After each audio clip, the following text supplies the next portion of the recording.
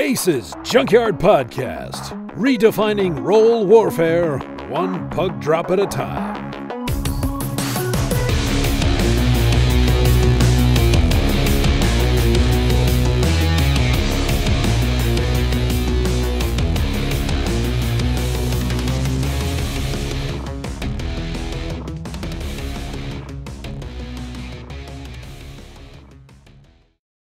Hello and welcome everybody to the Armored Combat Escalation Service Podcast, episode 30, your number one voted MWO Battletech podcast, recording live from the communications room of the space battleship Yamato. Today is, I believe, Thursday, November 19th. I'm your host, Brandon, also known as Cattra, Kell, and with me today so far is Quirks. How's it going? Pretty good. Glad to see that the third time's the charm for getting this Absolutely, thing working. And I'm glad that no one's ever going to hear those three previous times. Two previous times. This is the third time. I'm not doing it again. We're doing it live. There's not a whole lot to talk about this week, so we should be able to get through pretty quickly, I would think. This shouldn't be a too long of the long episode. I mean, this week we got PTS4. Did you take part at all in the public test? Yes, I did. It was. I'm glad to see some of the changes they've made. They did say that the laser targeting that they had tried to implement with PTS3, that got so much negative feedback. They are tossing that completely in the waste bin, lighting it on fire, and then scattering the ashes to the four winds. So, yeah. Though I think they went a little bit too easy on it, if that's the case. But PTS4, some good changes, not anything too outrageous. The Quirks readjustment, I felt, were pretty fair. Things, I didn't really see anything that struck me as completely absurd. How about that there quick draw? I did see that. I didn't experience that in any of the matches I played, but I did see Kirasani's little bit about that, and I saw Sean Lang's little bit about that. That was absolutely hilarious. I really kind of almost want that in there as like a small Easter egg now that, if you input the Konami code or something, your mech can fire all your ammunition-based weaponry like within a split second. It'll kill you, but if you manage to land it, that'd be so much fun. But it's one of those silly things. Maybe they could re-implement it as like an April Fool's joke or something. I know. Just on the public test, April 1st, just make every single quirk plus 1,000%. Yeah. Because some companies do that. When April 1st rolls around, they change up their game. Especially if it's an online, free to play, they'll switch something around a little bit here and there, to make a joke. I know Wargaming did that during the closed beta for World of Warships. For their April 1st joke, they switched everything around to space battleships, and so they switched in new sound effects. You were playing on a Field of Stars map. They had the space battleship Yamato there. It was hilariously fun. Some other companies have done that. I think Blizzard's done it once or twice with World of Warcraft. Little fun things that players they appreciate, those little quirks and jokes that a developer slides in here and there. But public test for so far wasn't bad. I didn't see anything that really struck me as this is stupid. Why are they doing this? The cooldowns that were changed, ammunition counts that were changed, they felt reasonable. One of the first things I did, actually, the first match I did, I took out the gridiron to see the changes with the Gauss rifle, and even with the cooldown, level 5 cooldown mod on it, it still fires relatively quickly. It's nowhere near as fast as it currently is in the live rendition of the game, but it's still not. It still has its place. The Gauss rifle on the gridiron is still a very viable weapon system, and I would say that it will probably stay on there. It's not going to be the end all be all for a medium weight carrying a Gauss rifle like it currently is, but it will still be very fun to play. People will take it out. They're going to have to time their shots a little bit better. It ups the skill factor slightly, but overall, it's not that bad of a change. So, gridiron still viable. Don't don't listen to people that are complaining and saying it's dead. It's not. It's still Well, good. remember when Quirks first came out and how that was going to ruin the game? Yeah, and we said at the time that we could see, there being some issues, but overall it could be a very positive thing. And for the most part, quirks have been a positive uh, addition to the game. There have been some stumbling blocks here and there for them. Uh, the requirking and a couple passes for the quirks, ironed out some of those. Because we can all remember the gridiron originally had for one of its quirk a UAC buff, and it made no sense because no one was taking a UAC 5 on the gridiron. It just wasn't going to happen, and so there were there have been changes made over time to the quirks, and for the most part, these changes are in that same breath. They don't change things too far, but they change them enough that builds are going to shift, meta is going to shift. It does, as the PTS has been called, a rebalance. It does rebalance certain aspects of the game. Laser vomit is getting hit a little bit. I don't think it's getting hit enough, but overall, it's not too bad of a change. The Probably the biggest thing though and I saw this when they initially announced PTS4, and I've seen it a lot on the forums, are the changes to the max range on the clan lasers. The small laser, the medium laser, the small pulse, and the medium pulse have all had range reductions, and I have just seen so many people spit and fire and blood over that.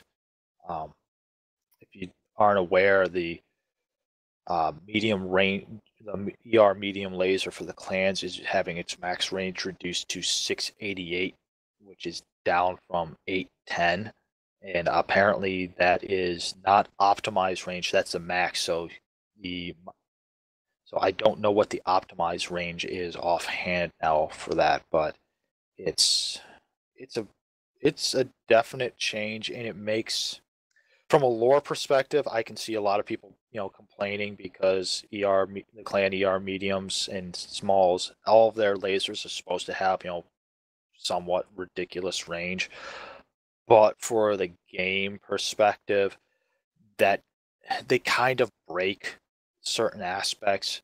When you can load up a Timberwolf with 5 to 6 medium lasers and a Gauss rifle and basically be outranging an inner sphere mech that has large lasers, it's you know for in terms of balance, it's really hard to convince players that they shouldn't just invest everything into clans at that point.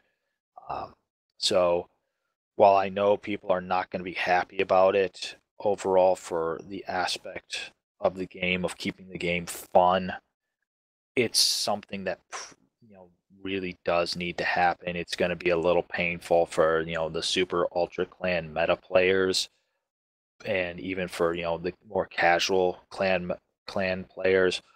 But I'm very confident, given their past history, that everyone's going to figure out new ways to use the weapons. They'll figure out new builds. The meta will shift and evolve, and overall the game won't suffer from it. Well, should we jump into just some of the general weapon changes? Yeah. in your thoughts on them? All right. So in general, I'm just gonna go down the patch notes here somewhat. Not patch notes, but the PTS notes. So autocannons, LBX 10 has had its ammo increased. Only for the inner sphere. Yes. Let's make that clear, because absolutely. some people saw that. I think we talked about this one last week with the Gauss rifle changes have had their cooldowns increased. Yeah, and it's been increased a second and a half. It's not, it's not anything crazy. Yeah. And this is the one that I found the most interesting. Oh, sorry, not the autocannon and Clan Ultra autocannon 2s having their base heat, but the fact that they now have the ability to crit the internals at the same rate as machine guns do. I'm okay with that, because AC2s and UAC 2s, there really hasn't been any reason to carry them. Between their heat and their lack of damage, they just, if you've got to make them viable, you have to carry more than 2, really. And for that much weight, you're better off, changing them out for AC5s or UAC 5s, because they've got a better heat curve. They're almost completely neutral on heat for most builds. They do better damage. Their range isn't as good and their fire rate isn't as good, but they more than make up for it. It's so this change for the UAC 2 and the AC2, it makes those weapons, somewhat more interesting and viable. I really kind of wanted them to add that crit chance also to the LBs, mainly because I don't see LB 10s for the inner sphere or LBs for the clans being used all that much. Outside the dire wolves, when you're boating like 5 or 6 LB5s, they don't really matter. You don't see them in a lot of the main builds, mainly because they spread damage all out, and in tabletop that makes sense because you're using them to fight, vehicles that aren't carrying as much armor as a mech. You're using them to go after mechs that have damage, that have their internals exposed. You're using them to sandblast armor off. You're using them as, even somewhat as, anti-infantry weaponry. You're using them as anti-aerospace weaponry. So they work well in that regard, but for the game, for MWO's implementation, they're kind of lackluster. They don't do a whole lot. So I kind of would like PGI to go back through and up the crit chance for the LBs, mainly because I think that would give them some flavor and make people actually consider, should I take a regular autocannon, a UAC, or this LB? And especially now, since PGI's basically, canned the whole idea of the ammunition swapping, which was one of the main factors for LB, autocannons, that you could switch between the scatter shot or cluster round and a solid slug round like the regular AC would carry. I still don't know if it's enough, though, to make the AC2s worth taking. I feel like that for the weight they take up and the damage they do, it's still not that great. Yeah, it's they're in that weird role where there's no reason for a few tons more to, instead of taking 2 AC2s, to not just take an AC5 and then more ammo. Yeah, I mean, I've seen blackjacks. Blackjacks are probably the most common AC2 carrier. Occasionally, you'll see a Jaeger that carries them. Not often. The Mauler, I've seen a number of Mauler builds where they're running 6 AC2s. And you can put out a lot of fire, and it, you might not do a ton of damage, but it makes people back away or run back to cover because they're just getting punched by that many rounds so quickly that psychologically it scares them. So they're they're almost a suppression weapon in that, yeah, you're not going to do a ton of damage, but it makes people very nervous because they're constantly getting hit. They're constantly having that damage, warning light up. And while they might be, they know they have to focus on the double Gauss, king crab that's advancing on them, or the Timberwolf that's advancing on them. Constantly being peppered by those AC2s makes them, will split their attention a lot of the time. So, as a distractor, as a suppression weapon, they do have a role in. But yeah, you're right that overall most people are, most of the hardcore players are probably going to stick with the fives, but twos could find a better place than what they currently are used. I just think back to the time when the Jaeger or so first came out in the 6 AC2 Jaeger mechs before Ghost Heat or anything like that. Like, Yeah, those were a scary mech, not because of the fact that, well, first of all, they could just strip your arms off pretty quickly.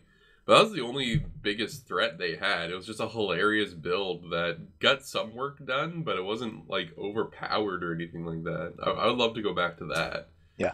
Where I'm going to say almost the reason that build really disappeared wasn't just because of Ghost Heat. That was part of it, but expanding out from 4v4 to 8v8, you couldn't carry enough ammunition on that thing. It was very good for the 4v4 realm, but once you got more than 4 targets, you just couldn't carry enough ammunition to deal with more than 4. You could put down, or seriously injure, 4, maybe 5 mechs, but at that point, you're probably, either completely out of ammunition or only had like 2-3 rounds left. And by the rest of your team hadn't done their job, you were kind of out, you were in trouble because you had nothing else left. And you were pretty slow at that point because you were using one of the smaller XLs to do it. that is true, yeah. So out of ammo, not the best armor coverage, and not that good of speed on maps that at the time were somewhat, well, not the best designed maps at the time. They were good for the time, but looking back, yeah, they lacked a couple, things. So yeah, you weren't escaping. Well, at that point, you had to rely completely on your team to carry the day, or else, yeah, it was done. It didn't matter that you got 4, maybe 5 kills. You were up the creek. And again, that falls more into like a niche role. Like, Yeah. I would love to see that come back because it was a fun build. You're right, you did run out of ammo pretty quickly, though. I did see some people drop it down to like taking 5 AC2s, which did lend a little bit more ammo room. But yeah, you're right. Like shooting that much, and you just didn't have enough ammo to keep up for the rest of the match most of the time. Yeah. Of course, there was also missile changes. To sum it up pretty quickly, SRM's got an overall buff, and I'm excited for that. I'm mixed on that.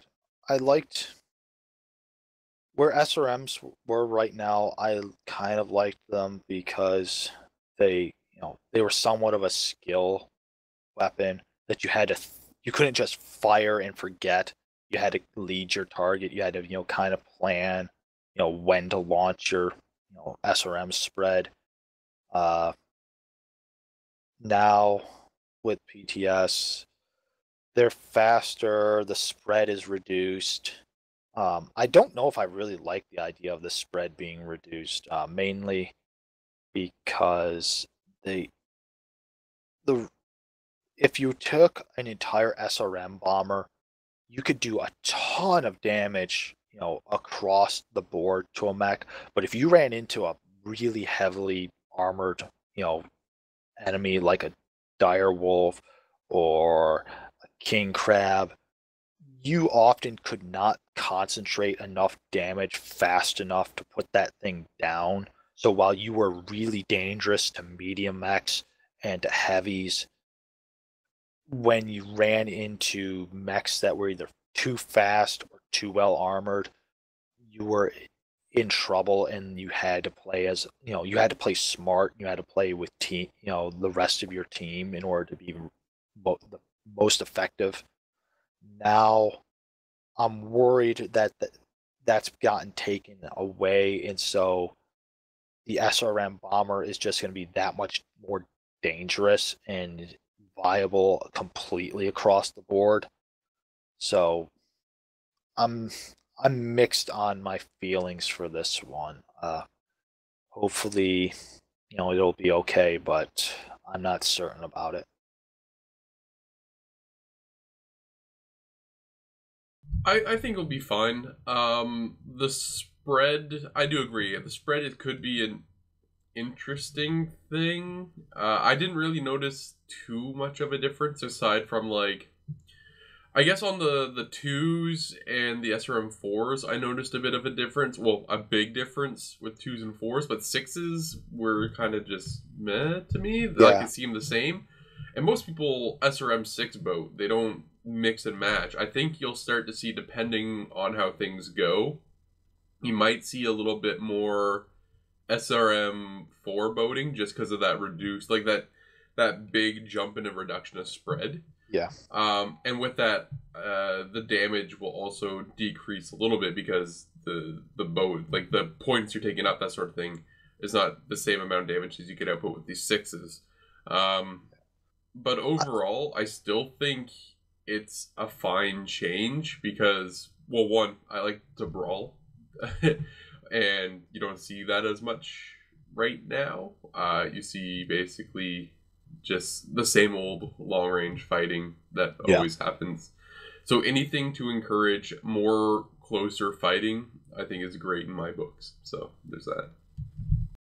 And to go along with that, there was also laser changes, but it was all clan laser changes, and it was their max range reductions. Well, Which, there was one IS change for lasers, and that was the inner sphere medium pulse laser having the same heat scale implemented to it as the normal IS which medium is laser. 6, I believe.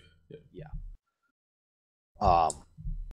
Which I'm okay with that because the Thunderwub, the I was gonna say the only thing 5SS, that really affects yeah, is the Thunder Wub, and the I Top think that's Dog, it.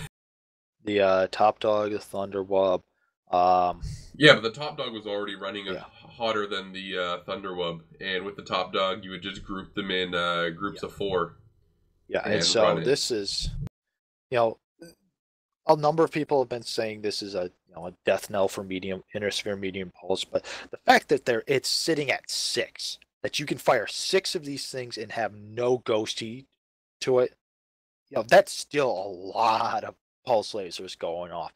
I I could was see gonna say people. this really changes nothing, or at least in my opinion, doesn't change anything with the mechs that already boat medium pulse lasers. Yeah. Like your light mechs, most of them only run 5 to begin with. Like At for example, the most. fire starters and the wolfhounds and stuff like that. At most, you're running 5. If you Yeah. can squeeze a 6th one on there, good for you. You're running a little bit smaller of an engine, but good for you. It still doesn't affect it. Yeah, I'm trying to think of the inner sphere mechs that run 6 or more than 6 medium pulse, and I think it's real. You can you squeeze?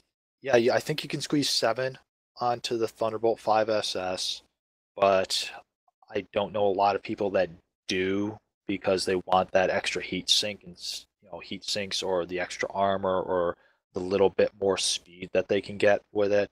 The Black Knight, I know a couple people that run more than 6 medium pulse, but even then they were having heat issues even before this, potential change because just the Black Knight didn't have a very good heat scale, compared to the Thunderbolts.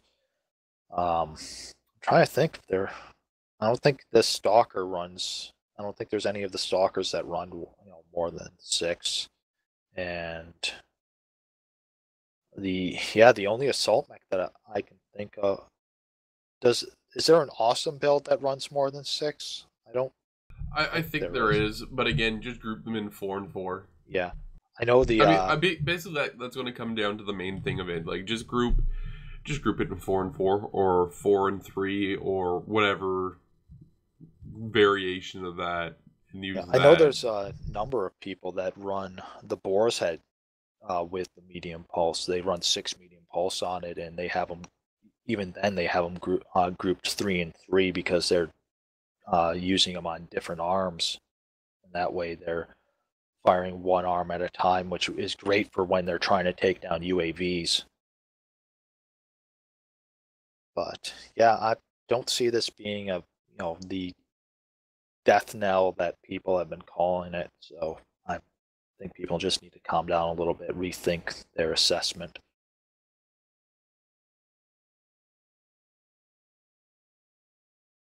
So next was equipment. There have been I was going to say, yeah, several equipment equipment changes. Did you see what they did with single heat sinks? Yeah, and I have to question why, because I don't know of many mechs that run single heat sinks. That's one of that's probably the first thing anyone changes Yeah. when they get a new mech. They change it to double heat sinks. I mean, the gesture is nice. I mean, Yeah. I think ideally, ideally, I would like to see single heat sinks have some sort of benefit of some sort, but they're just not able to compete with dubs. I mean, it's just going to straight up be dubs still. I think the only mechs that really still run single heat sinks, you don't run doubles on, are some of the really small inner sphere light mechs that you just don't have the crit space to run doubles, and you don't have the heat threshold that really requires it, and that's like the That's like the locust. 0.001% of mechs, Yeah, though. it's like the locust with the single ER large, and I think one of the commandos does it. I'm not sure which one, but yeah, they're like the exception to the rule. So as you said, yeah, this is a nice gesture, but I don't see the point. Ideally, what I would like to see is some sort of intersect point where anything below, um, for basically the tonnage and crit spaces and stuff you would take. Basically, what I'm trying to say is that I would like to see a role for single heat sinks, but where I would like to see it is more in stacking, or something like that. Like, I'm trying to think of how to actually properly phrase this. So, like, think of a cross vector, and there's an intersect point between two lines going the same direction. And then anything below a certain point, of course, you would want double heat sinks because you'd get more out of your money. But anything above, you would want singles because you're stacking more, therefore better cooling efficiency. Yeah, You know what I'm saying? I see what you're saying. I think this change is predominantly for new players in as they're gearing up for for what they're seeing is going to be an influx of new players with the Steam launch. That by having this change to single heat sinks, players that don't realize the value of double heat sinks, they're just going to launch straight into a match. They'll basically not be kicked straight in the teeth. So it'll be helpful in that regard. I mean, it's still not the best, but it's at least something. So I just had something linked to me via Skype. And I'm going to sidetrack here for a moment, but PGI seems to be doing some sort of wizardry because they said there's a video that they just posted on Instagram, and I'm sure this is already up on the subreddit now, but I got this like as it happened on Skype from a source, and it seems that they have some sort of there's something going on with the cockpit and the monitors, and they seem to be doing things. I don't understand. There's actual information. There's no info detected or no use detected or whatever that we're actually seeing monitors being used for something. It's some of it I don't really care. It's just gobbledygook, but it looks cool, and it's better than just a blank screen. So yeah, give me that. All right, back to actually on. I just wanted to Yeah. make a sidetrack for that as it happened. So yes, Yeah, I'm yeah, thinking. I like to see some sort of role for singles. Whether it because I mean you're sparing 3 tons for 3 crit spaces, which is triple the amount that you get for a double. Yeah. Therefore, I feel like it should. I don't know. There should be some sort of way to like. I don't want to say like link single heat sinks, but if you stack them like above or under one above and under one another in a certain quantity, it should give like a bonus or something like that. You know what I'm Yeah, saying? I see what Maybe you're not, saying, but but I don't see a point to it at that. It's because at that point, I don't know. I The lore junkie of me is disagreeing with just that, crying and inside as they talk. yeah. But I really think this change is more geared towards newer People just players. coming into the Yeah, game, because absolutely. there are going to be a ton of players. They're not going to go into the academy. They're going to launch straight in. And yeah, they might only launch in at tier 3, but when they run into that guy that's running, not even the guy that's running the clan mech, but running, an inner sphere mech that's been tweaked and is firing off alpha strikes left, right, and center. And when they try to do that, they automatically shut down. It's a killer for them. So at least with this, it's not a complete, help in comparison to doubles, but it'll at least keep them alive long enough to learn the lesson that yeah, you need to upgrade to double heat sinks at some point. That should be your first major upgrade. But the the the thing I really didn't care for with the equipment changes, the changes that they're trying to make in terms of the inner sphere double versus the clan double. The clan double having an increased rate but having a reduced capacity, while the inner sphere double having an increased capacity. I know they're trying to do a little bit of a flavor, and a lot of people are saying, "Oh, it makes complete sense considering the inner sphere double heatsink is 3 times larger. Is 3 crit spaces instead of 2, like the clan." But the clan is only 2 because it's made out of better materials. It still technically should have the same great capacity and increased cooling rate as the inner sphere, and actually a little bit better while being smaller, because they've basically had it. It never disappeared for them. They've had it. They've refined it. It's better. And the lore junkie in me says that. The gamer in me, says this is something of a decent change. Will it change? It gives flavor to it. It's I don't know. As a MechWarrior fan, I'm not entirely comfortable with this change. It's the more and more you get away from the lore of the game and what some of the rules of the game, uh, for what for the game that MWO is based upon, it feels like you're stepping further and further, and it's becoming less of a MechWarrior or BattleTech game and more of something else. And I don't want this game basically becoming MechWarrior or BattleTech in name only. And maybe I don't think it'll ever really become that. But part of me just worries that you're on a slippery slope when you start making that many different changes that are completely different from the lore. So it's one of those just issues that I I kind of have to just wait and see and maybe mellow on over time.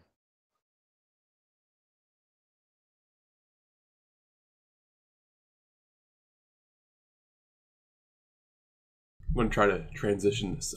Speaking of allowing new players to engage better slightly against experienced players, how about the mech efficiency changes in the skill tree? Yeah, that's stupid. Uh, it doesn't change anything. It honestly doesn't. The To think that mech efficiencies are what separate a new player from a veteran player is absolutely ludicrous. This change will mean absolutely nothing overall. Veteran players are still going to torso twist damage away for the most part. They're still going to know exactly how to run and do things better. So the efficiencies being changed, I don't think really affects anything overall. Um, Once again, I go back to the point we talked about last podcast and podcast before. PGI, just pull the stupid skill tree out and give us an actual skill tree. Just at this point, bite the bullet. You're gonna have to do it sooner or later. You might as well be sooner. Yeah, pretty much. Yeah. When I look at this, I think, all right, this is a start. I mean, I can understand the nerve hitting some of the things because I mean, some of the things were a bit like a 22.5% kinetic burst, like getting your to the top speed quicker by like 22%. I mean, it's just crazy. So bringing it down to 7.5 makes sense to me. That being said, I would much rather see. I see this more as like a band-aid solution that's somewhat falling off already. Because yes, I think almost everyone, myself included, would rather see an actual skill tree that branches off and you actually have to make tough choices. Do I want my mech running a little bit cooler, but I don't get any speed bonuses? Or do I want to go like faster, but I run into heat problems? You know what I mean? Like I would much rather be able to like specialize my mech on my playstyle. Yeah. And as we said, PGI, just bite the bullet. You have to do it. People have been saying this since you initially, floated the idea of a real skill tree that not only was different from, weight class to weight class, but from chassis to chassis. At this point, I don't even care if it's different from weight class to weight class and chassis to chassis. Just make it different, make a branching skill tree that involves player choice, that so that mechs actually feel different from one another overall in terms of their efficiencies. This Yeah, at this point you're going to have to do it, and it's better for you just to do it you know now and start working on it to implement sooner rather than a year from now when you finally pull your head out and go, oh yeah, we should have done this beforehand. So, chop chop, get to work. Come on, monkeys, dance for us.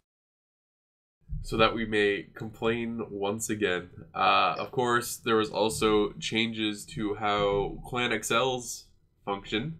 What's your overall take on that? I'm okay with this. Yeah. It makes sense that you lose a side torso, your engine power should take a hit. 20% for the rest of the match. Which applies to uh, all factors of the engine, such as turn rate, torso twist, and top speed. I would have liked to seen heat efficiency also thrown on there, considering you are losing, a chunk of your engine. So the, 10 integral heat sinks that are part of it should, take a slight hit. Um, it does. I wouldn't, it might not have to be 10, 20%. You could say 10% and start from there. But yeah, that should have been included. But overall, I'm okay with this. It it's something that needed to happen because clans losing a complete side torso and shrugging it off as if nothing had happened other than maybe losing a couple weapons. You know, at worst, they lose half their weaponry on most builds. It's not anything too startling, and I think most players will adapt quite well to this. So, you know, it's a good change. I'm glad to see PGI finally listened and implemented it. Though, as I said, would still like to see a little bit of a heat penalty get thrown in for losing that side torso. Back in, actually wrote an article on this back in September for NGNG about how I would love to see some sort of penalty applied for Clan XLs. Though, what does it say? Like when one gets blown off, it's a reduction of what, 20%? Yeah. So it's like 10% per critical. I think that's about what I said. Like when you lose a X or part of your XL in your torso with clans, that it should be something like something like getting legged, though not as harsh of a penalty, because leg, I think when you get legged, you only or when you lose the leg, you only go down to 40, I believe is the max you can go. It's 40% or something to kilometers per hour. It's an or. Yeah, it's 40. Yeah. 40 is the max you can go. Like I'm not saying something that drastic, but you should see a reduction in your movement capabilities, is what I'm saying. But one of the biggest things I saw was that people were already complaining about this. No surprise, because clans are getting like nerfed for once in their life. And people are freaking the fuck out. And I put it this way, people are like, but they should just do a heat penalty to weapons. And the problem with that, as I've pointed out in an article before, is that because usually you lose half your weaponry when you lose your left or right torso with clans, even with a heat penalty, you're still only firing half your weapons, therefore it already negates itself. So your heat stays the same. So you're still at full combat capabilities, minus a couple points of damage for your lasers or auto cannons that you're missing. But as far as the heat goes, it doesn't change anything. Yeah. So it really needed to be a movement penalty, and 20% I think is absolutely fair. Yeah. Because that's honestly 10% per crit, and if you have speed tweak, it's really only a 10% decrease. Yeah, and for some of the super quick and agile mechs like the Arctic Cheetah and even the Timberwolf, a 20% reduction. It doesn't completely negate how scary they can be, especially towards players that aren't experienced with dealing and fighting with them. But it at least balances out enough that a player's not still wetting themselves over, oh crap, I've got a Timberwolf still dancing around me even though I've taken off half his mech. He's now it's not a complete, oh, I can just like taking off a leg, like, oh, I can just fire at this guy at my leisure now. He's not going anywhere anytime soon. Here it's okay, he's not as nimble before. He's not going to, easily dodge around shots. He's not going to, be able to duck back into cover as quickly. He still can put up a fight, but so I have to be careful. But I don't have to. He's not as he's not as dangerous as if he was running full health as he was originally. So it's I'm okay with this. It makes sense both somewhat from a lore standpoint and from a game standpoint. So yeah, I'm completely okay with this being implemented. And again, for people freaking out, they're seeing 20% and freaking the fuck out. Remember that speed tweak is still in the game. Holy shit! It's really, if you are literally just starting to upgrade your mech, then yes, 20% is a big deal. But really, that penalty does need to be there, or some sort of penalty like it needs to be there. Let's start with 20, and then we can adjust as B. But remember, speed tweak, once you get that speed tweak, that's another 7.5% now. Yeah. And of all the efficiencies that aren't getting changed, speed tweak is the one that they are not touching. And I actually had someone... Speed tweak went from 10% to 7.5. But I actually had someone point this out to me. The reason speed tweak, is not, really getting a heavy hit is because the way PGI's actually set up their mechs, that mechs running stock without speed tweak are actually running below the speed that they're actually supposed to be running at for stock. Like the King Crab stock is supposed to be running at 54 kph, and it doesn't without speed tweak.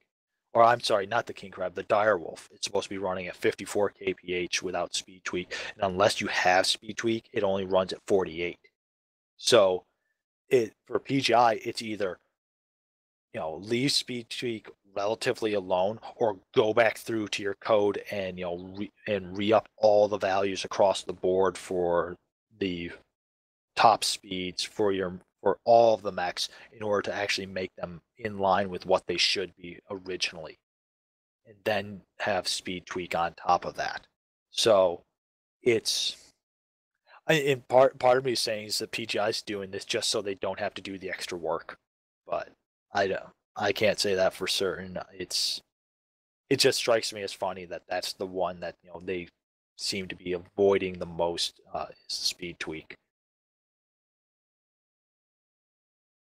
I'll agree with that.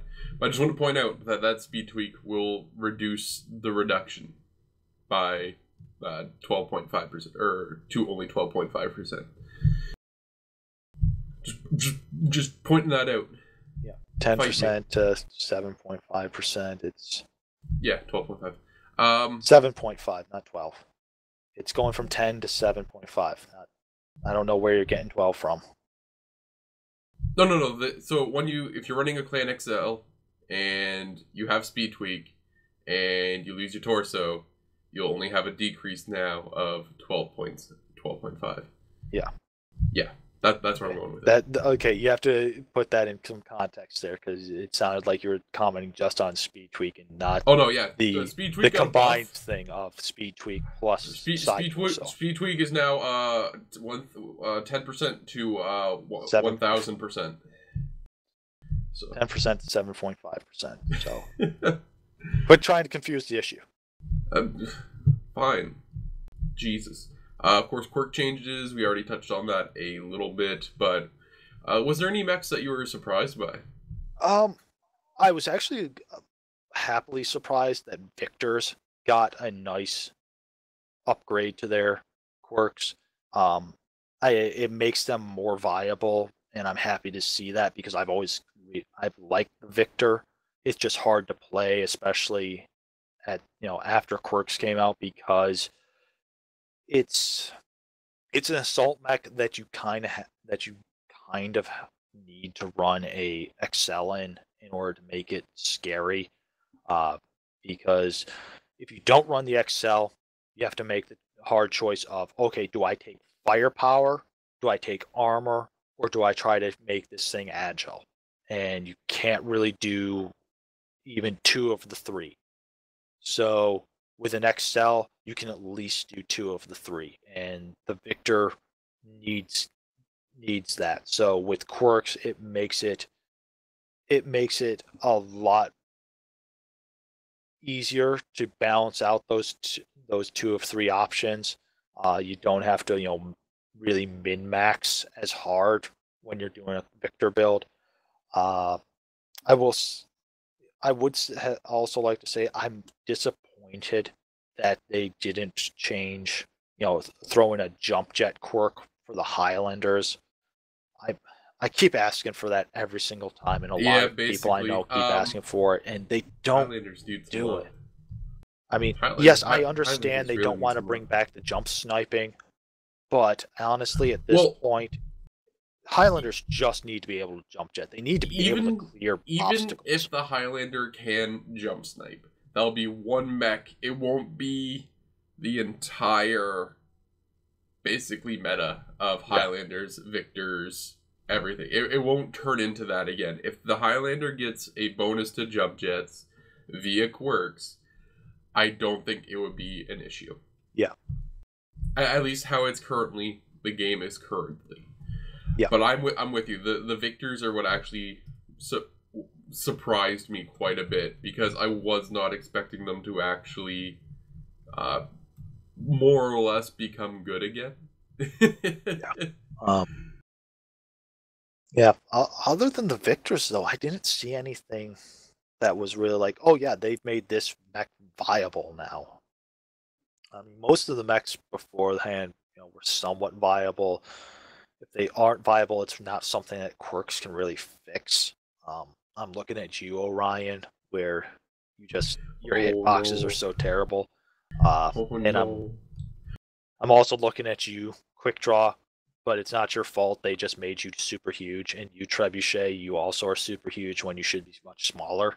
They're just getting swole. Don't. And to make a side note, PGI, where's our scaling issue. We had this, first round and second round, and then it kind of disappeared and has never been talked of since. And I'm I'm kind of wondering, you had us go through all this trouble of voting and just and saying, yeah, these mechs really need a change to scale. They just are they're terrible without that change to scale. And you kind of, got us going, and then you just disappeared on it. And like, oh, don't look good over there. Instead, look at the pretty bunny. Look at the pretty bunny. He over here, over here, over here. So PGI, we see what you did there. Get back to work. Dance for us, monkeys. Dance.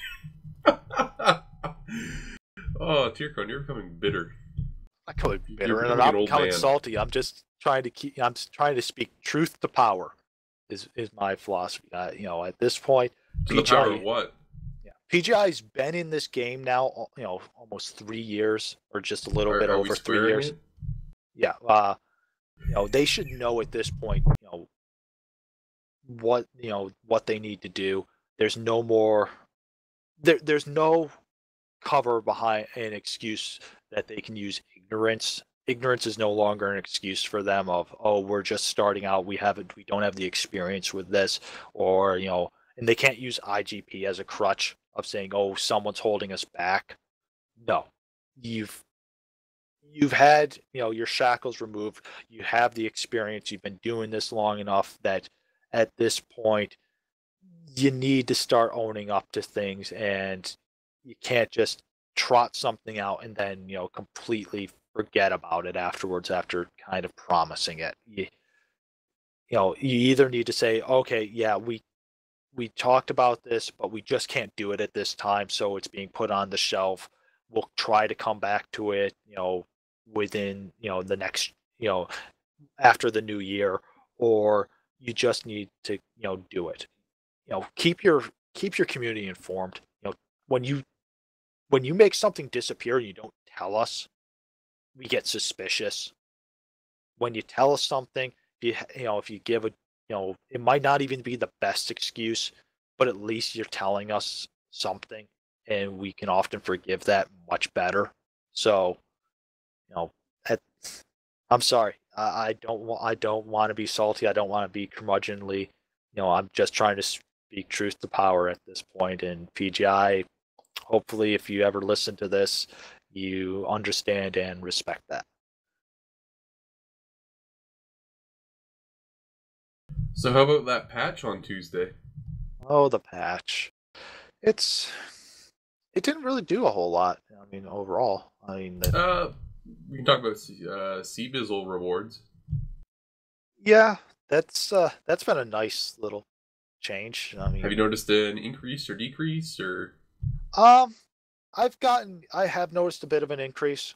Uh, I roughly, every match get anywhere from 200,000 to maybe 275, 300 if, I've had, 300 to 350 if I've had a really, really good match.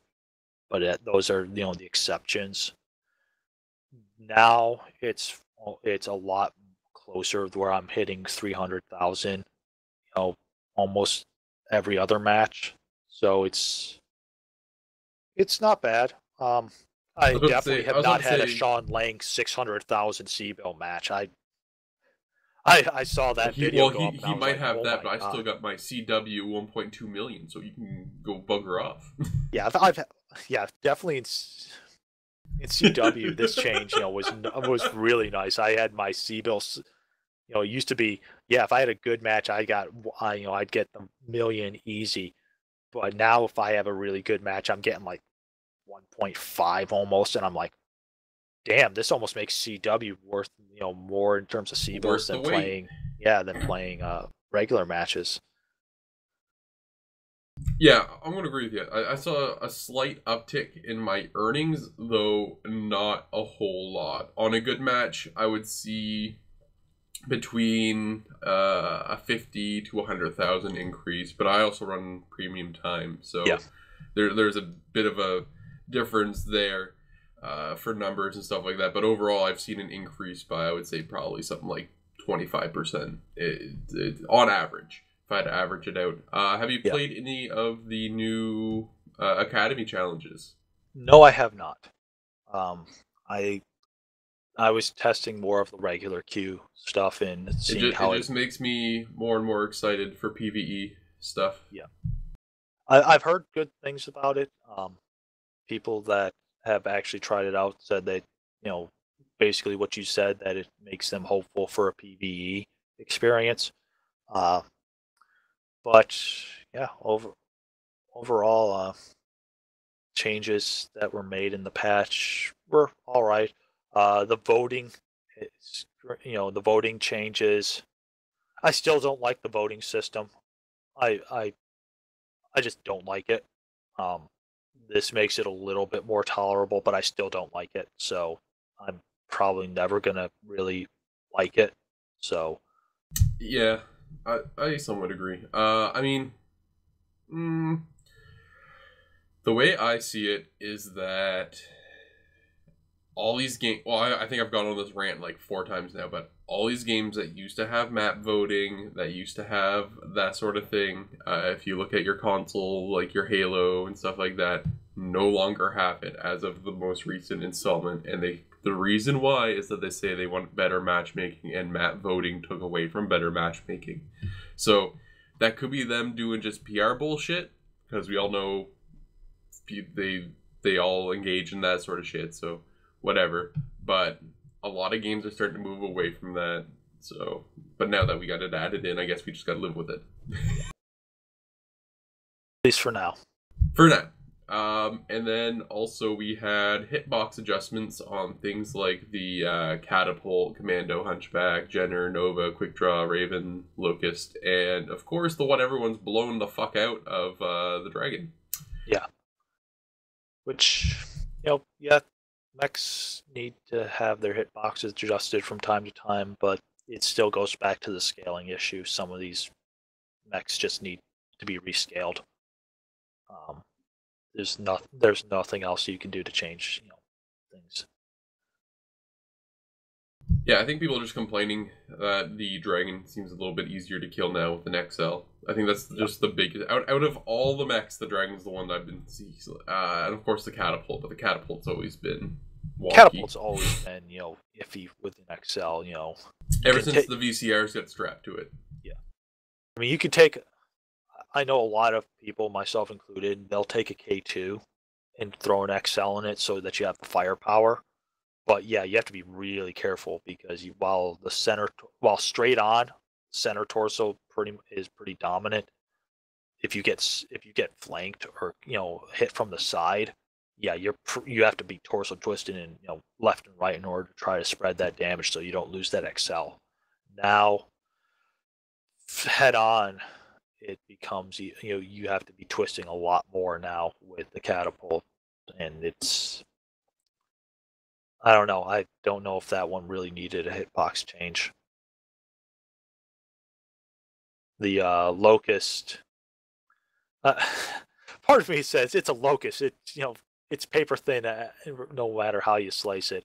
But honestly, I think one of the best regards I've had for the Locust hitbox was in an article that G-Man wrote for NGNG a couple weeks ago, when he was talking about headshots and how you'll be trying to shoot a Locust because he's cored out CT, and you headshot him instead accidentally, not even, and that actually does happen. And so I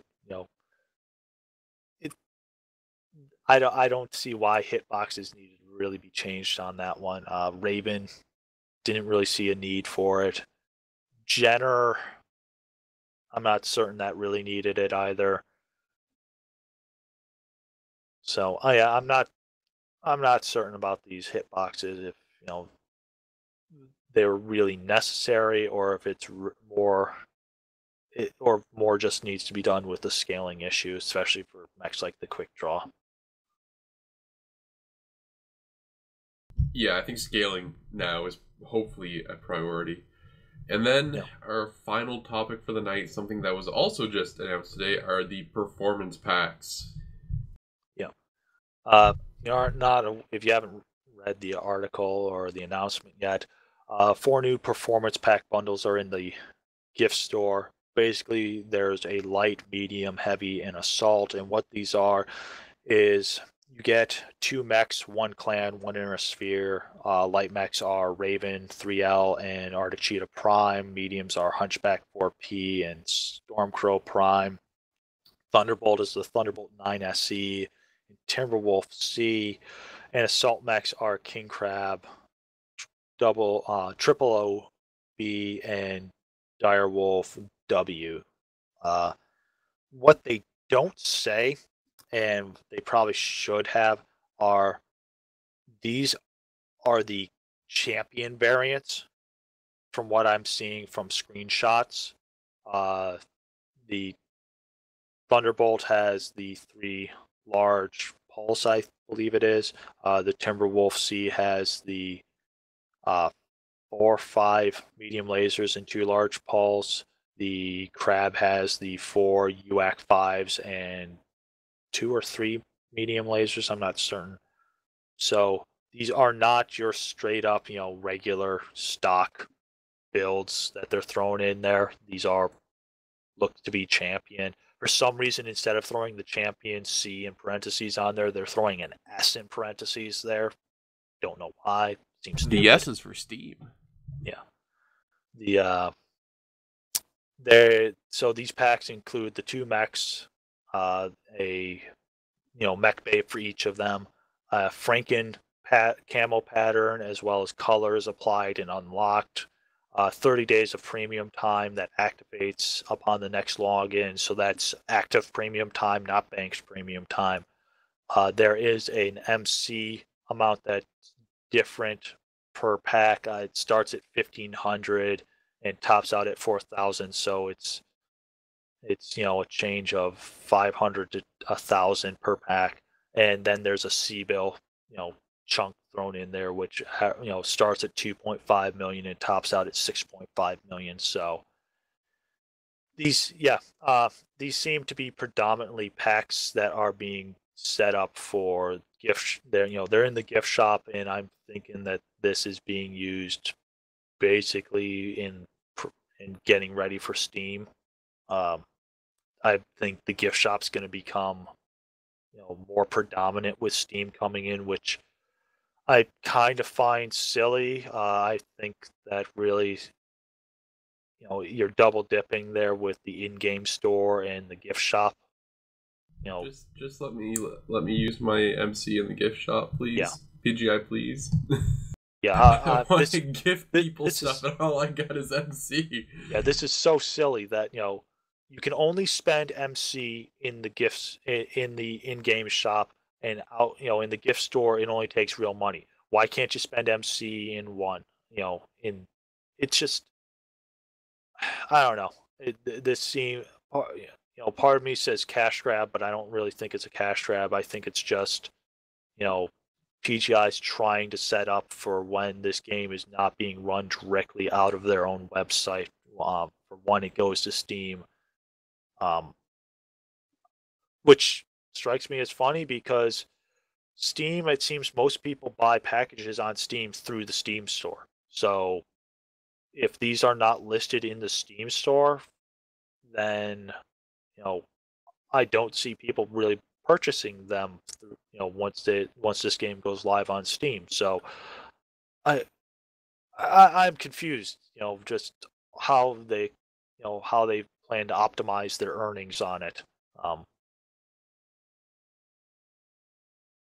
Maybe instead of having when you want to purchase the bundle, a link that takes you to the main the MWO website, because that's how you're going to have to set up an account in order to play on Steam regardless. I don't know. It just seems like getting very convoluted.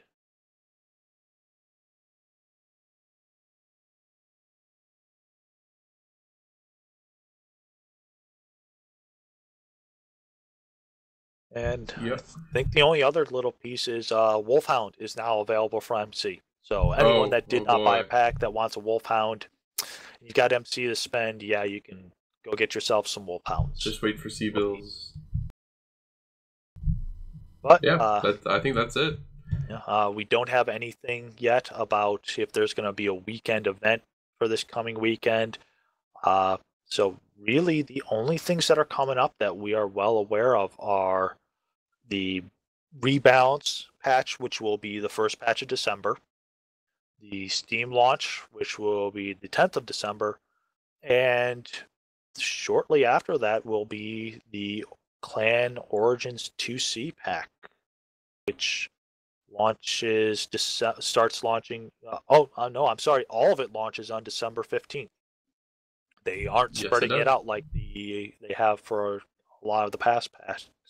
These are all being launched on December 15th, so shortly after Steam release, the Orion 2C, the Highlander 2C, the Hunchback 2C, the Jenner 2C are going to come in and kick teeth in. So it's going to be hilarious.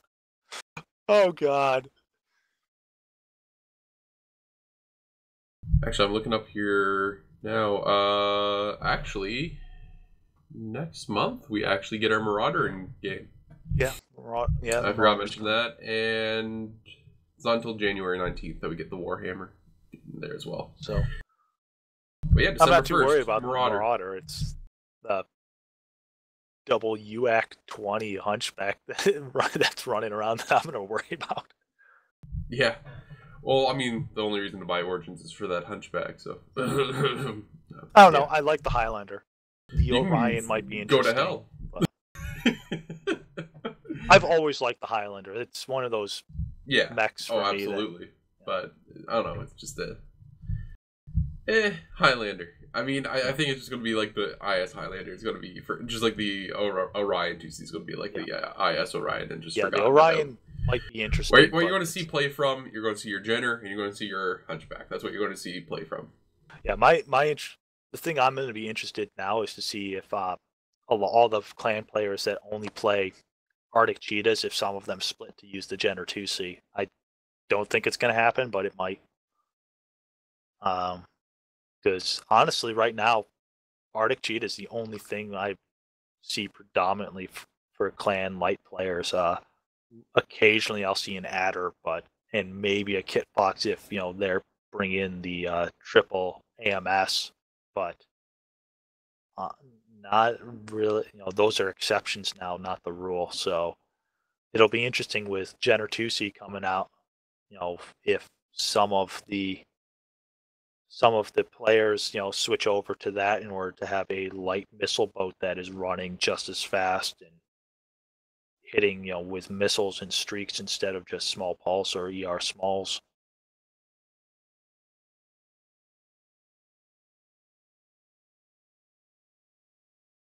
Yeah, I think that's everything. I think that's good. Yeah, I think we're... All right, unless PGI surprises us again, let me refresh. Hey, don't you fucking dare! Yep, nope. Looks like we might be okay. Oh no, looks like PGI is closing up shop. You heard it here first, folks. No, Jesus, don't even joke about that, because now then we're gonna get skewered for it.